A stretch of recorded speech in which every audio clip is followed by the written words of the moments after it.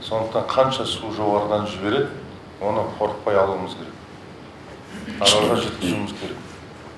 Ертең ешқандай кедергі оған болмау керек. Бізге айтып жүрмеңіздер ертең. Бізде мына тоспамыз көтермейді, болмаса мынау бөгеттеріміз нашар жағдай деп айтып жүрмеңіз.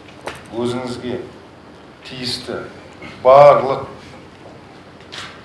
су мөлшердегі тораптарын зерттеп, жаңағы жағалауларды да барлығын қарап, осал тұстарының барлығын бекітіп, ертең көп су келген жағдайда оны кедергісіз өткізу керек. Барлығын аралға жеткізуіміз керек. Түсінікті ме?